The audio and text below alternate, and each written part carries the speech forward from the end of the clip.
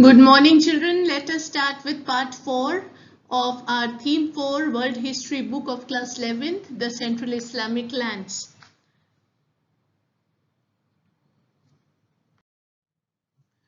In this, we'll be talking about the Crusades first. Crusades were the wars that were fought by Christians against Muslims to free the Holy Land of Palestine. On the death of Malik Shah, Seljuk Sultan of Baghdad, his empire started disintegrating. This gave a chance to Byzantine Emperor Alexius I to regain Asia Minor and northern Syria. So the Pope Urban II joined hands with the Byzantine Emperor for a war in the name of God to liberate the Holy Land. Several wars were fought between Western Christians and Muslim cities, and this happened between period of 1095 to 1291 on the coastal plains of the Eastern Mediterranean. These wars were later known as Crusades, a question which holds importance. What were the Crusades? So the answer to this question, children, we can easily and simply give by this way, that is, Crusades were, or the Christians of Western Europe fought wars against the Muslims to liberate their Holy Land. These wars were only given the names of Crusades. There were 3 Crusades, children. The first crusade was fought in 1098-99 CE. In this crusade, French soldiers and Italian soldiers captured Antioch in Syria and Jerusalem. Their victory was accomplished by the slaughter of Jews and Muslims. Now, the impact of the Crusades. What was the impact of Crusades? The Crusades left a lasting impact on 2 aspects of the relations between Christians and the Muslims. Firstly, the Muslim states started to adopt a harsher attitude toward their Christian subjects. And secondly, the influence of Italian mercantile communities increased in the trade between the East and the West. This is what happened with the Crusades.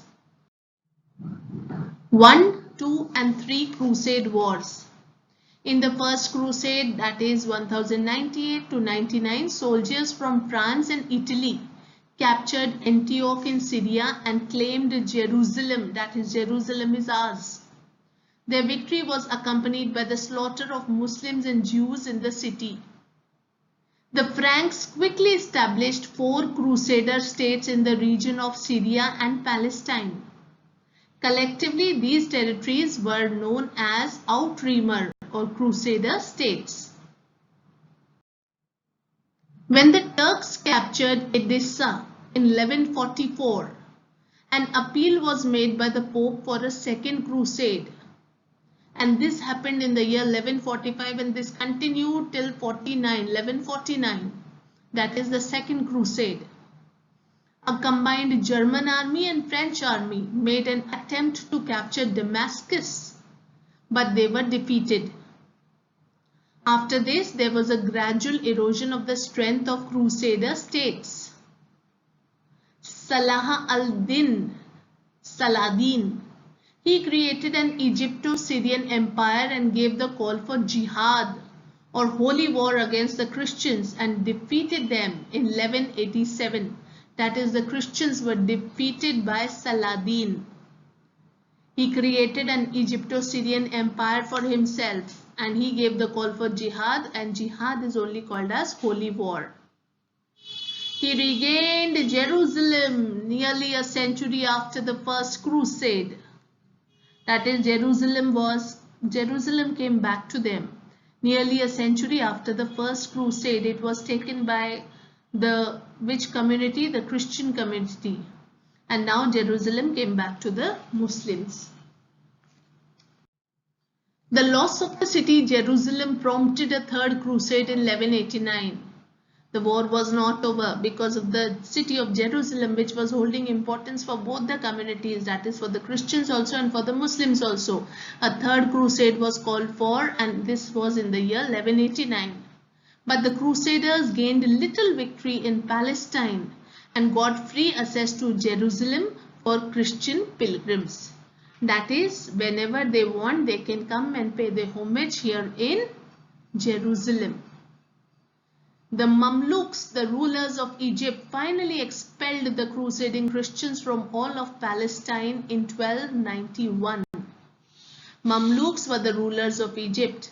What did they do in the end? The crusading Christians who were coming here for the sake of pilgrimage or for whatever reason, from all of the Palestine, they were expelled now.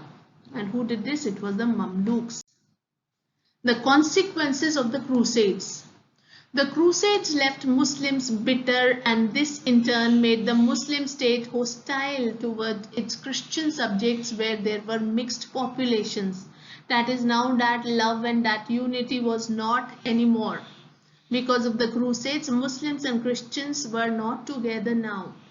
Enmity had come in them now. Their relations had been stressed and they had not been strengthened now, but there was gap between them. Increased influence of Italian mercantile communities in the trade between the East and the West even after the restoration of Muslim power. That was again a thing that was seen after the Crusades. Consequences, children, are the effects of the Crusades. Italian mercantile community, their influence was seen more. Where between the East and the West, the trade which happened, it happened there. Economy, agriculture. Let us talk about agriculture at the first place in economy. When we talk about economy, it will be agriculture at the first place. Agriculture was the main occupation of the settled population in the newly acquired territories. The state had complete control of the agricultural land. Land revenue was the main source of income. In the land conquered by the Arabs, that remained in the hands of the owners was subjected to a tax which was called as Kharaj tax, which varied from half to the fifth of produce. The Muslims paid 1/10 ashr of produce as tax. Since the Muslims had to pay less tax, the non-Muslims started converting themselves to the religion Islam, which resulted in shortfall. In order to overcome this problem, a uniform policy of taxation was adopted.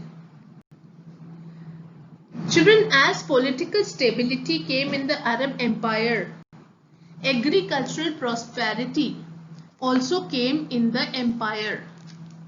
Many steps were taken for it. Firstly, the state supported irrigation systems, the digging of the wells and the construction of dams and canals in many areas, especially in the Nile Valley, was done by the state. All of these were very important for good harvests. Secondly, people were given tax concessions who brought land under cultivation. The cultivable land was expanded. As a result, productivity rose rapidly. Thirdly, many new crops were also grown. These included oranges, cotton, watermelons, bananas, brinjals, and spinach. Some of them even exported to Europe. That is, some of them were even sold to Europe. Measures adopted by the state to improve agricultural production. This is what I told you right now. To increase the agricultural production, the state supported irrigation systems such as construction of dams, canals, and wells. Islamic law gave tax concessions to people who brought land under cultivation. Even in the absence of major technological changes, the cultivable land expanded and productivity rose because of peasant initiative and state support. Two things were responsible for it. That is, peasants, the farmer taking the initiative, and state also supported. That is why. Crops like cotton, oranges, bananas, spinach and brinjals were grown and exported to Europe. Urbanization, that is the second aspect, city in the Islamic world.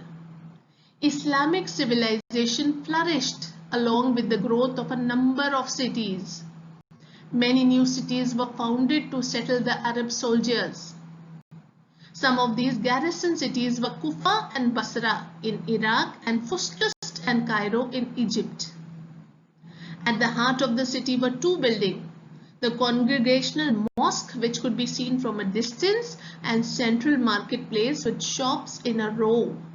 Merchants lodging and office of the money changers, that was also there. Heart of the city means the main part of the city. Two buildings were there. The administrators, scholars and merchants lived close to the center. It was easy for them to have access to the city.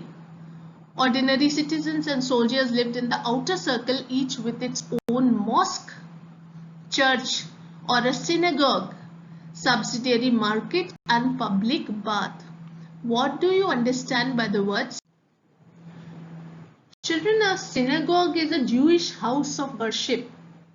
A synagogue, sometimes called a temple or a shul, is for Jews. What a church is for Christians, or a mosque is for Muslims, or a temple is for Hindus. The word comes from the Greek roots sun together and ajin, bring. It's a building where worshippers are brought together. In Hindi it is called as Aradhanalaya. That is what is synagogue.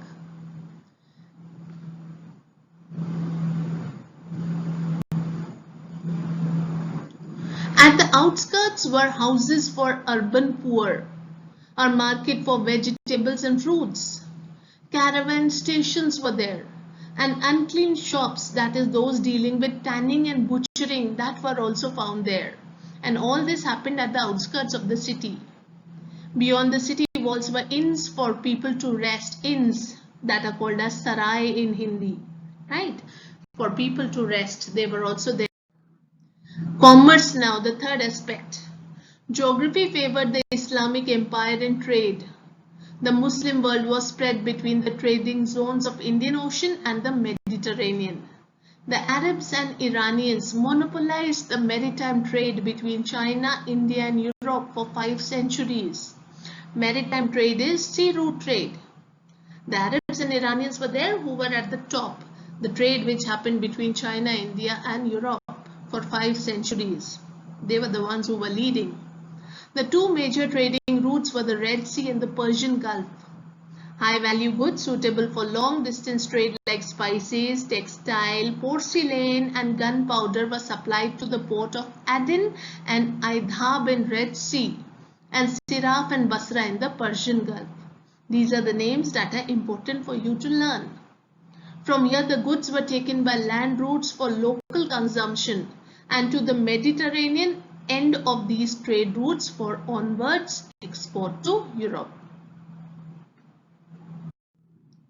The export to Europe was handled by Jewish merchants, some of whom were in direct touch with their Indian counterparts. With the rise of Cairo as center of power and commerce in the 10th century, Red Sea route became important. In the eastern end, the Iranian merchants set out from Baghdad along the Silk Route to China via Bukhara and Samarkand to bring Central Asian and Chinese goods, which included paper from China. Samarkand, that is also called as Transoxiana, was an important link in the trade, which extended north to Russia and Scandinavia for exchange of European goods, mainly fur and Slavic captives.